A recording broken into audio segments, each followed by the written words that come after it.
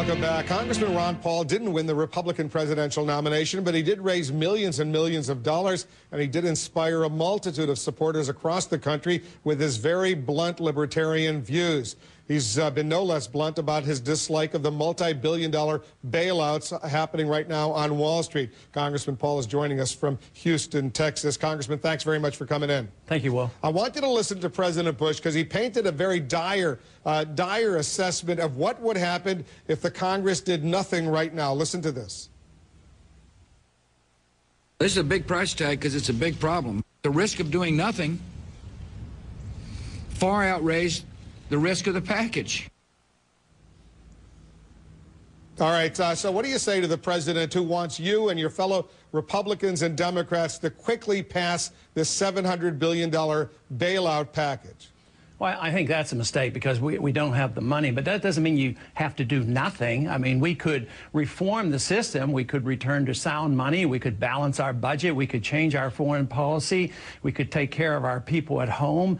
We could lower taxes. There's a lot of things that we can do. But the worst thing that we can do is perpetuate the bad policies that gave us this trouble in the first place. And that is that we no longer, over the last quite a few decades, believed in free market capitalism. Capital is supposed to come from savings. We're supposed to work hard and save. Matter of fact, the Chinese work hard right now and they save and they're buying up the world.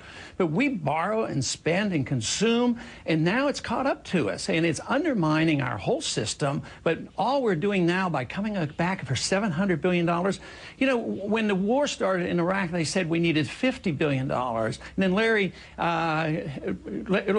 whatever, I can't think of his name, he predicted it'd be 200 and he lost his job over it. Now we've spent $1 trillion. Larry Lindsay, I'm sorry. But so this $700 billion, it's not going to do it. He was the economic advisor to the president. But what they're saying, what the Treasury Secretary, the chairman of the Federal Reserve, the president, and we heard Chris Dodd, what they're saying is this is no longer simply a bailout of these huge Wall Street firms. This is a bailout of Main Street, they say, because people's life savings, people's 401ks, their IRAs, their homes, everything would be lost. This would make the Great Depression, in effect, look like small potatoes if they didn't take this immediate action right now. Well, you could look at it the other way. This is Wall Street in big trouble and sucking in Main Street now and dumping all the bills on Main Street because, yes, there are a lot of those problems. There's no doubt about it. But destroying the dollar is much worse. You don't even have to have a 401k to be injured by the devaluation and the destruction of the dollar. That's what we're dealing with. Sure, they should be frightened. But, boy, it's a lot different, a lot bigger than what they're talking about. And you can't solve the problem of inflation, which is the creation of money and credit out of thin air, by more money and credit out of thin air and not changing policy. We have to change basic policy. Yes, it would be painful, but it wouldn't last so long. What they're doing now, they're propping up a failed system. So the agony lasts longer. They're doing exactly what we did in the Depression. What they're saying, Congressman, is even those money market funds, the stuff that's supposed to be totally safe, that might not even be safe. And people who have money market funds, people who have their kind of sort of secure bonds, the whole financial system, they say, would be on the verge of collapse. You heard this dire assessment that are they simply exaggerating? Are they simply misleading the American people? Well, no, I don't think they understand it because how could they be safe if you destroy the dollar? It'll be more pervasive. If you have no investment whatsoever and you're dependent on a Social Security check and it doesn't buy anything, that's much more damaging. So, yes, there are going to be losses, but everybody lived beyond their means. When the prices of houses were going up, nobody cared about it. They kept borrowing against it. Oh, yes, that was fine and dandy. Everybody's making money, and the owner of their home kept borrowing and living beyond their means. Now they have to live beneath their means. What the government is doing now is, and this new program is trying to prop up prices. You want the price structure to adjust. You want the price of houses to go down. You don't want to fix the price of housing. You can't price fix. We've had too much of that. And that is our problem. We need a market economy. We need to believe in ourselves. We need to believe in, understand how the economy got us, how the government got us into this mess. And believe me, it wouldn't be that tough. It would be a bad year. But this way, it's going to be a bad decade. The Republican presidential nominee, John McCain, says yet another government institution needs to be created right now to deal with this crisis. I'm going to play a little clip of what he has in mind, and then we'll discuss. Listen to this.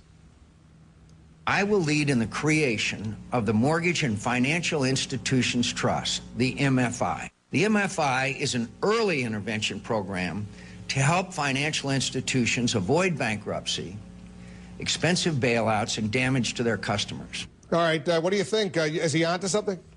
Hardly. I mean, it's just more of the same, more government, more programs, more spending, more regulations, trying to prop up a system that has been undermined. The market is saying it's non-viable, and everything they're doing is trying to patch it up. The bubble has been blown up.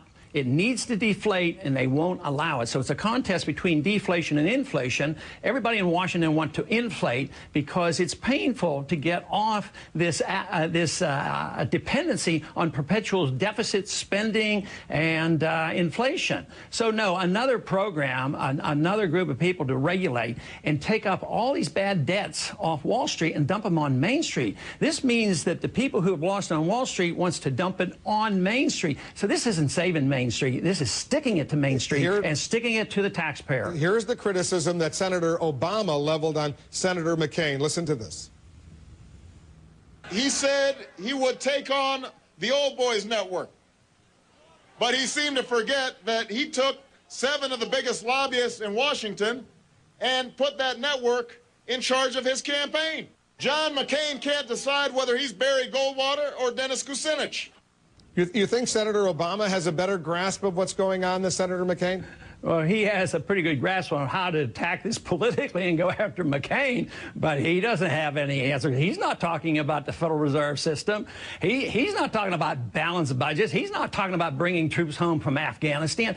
We have to live within our means. That's why I talk about foreign policy. We spend $1 trillion a year overseas. If you want to take care of people at home, you got to cut someplace. But here we're adding $700 billion to the budget, the national debt going up to $11.3 trillion. No, Obama offers no solutions, but he has some, pretty accurate points making when he criticizes McCain. I think he does that quite well. Who are you going to support?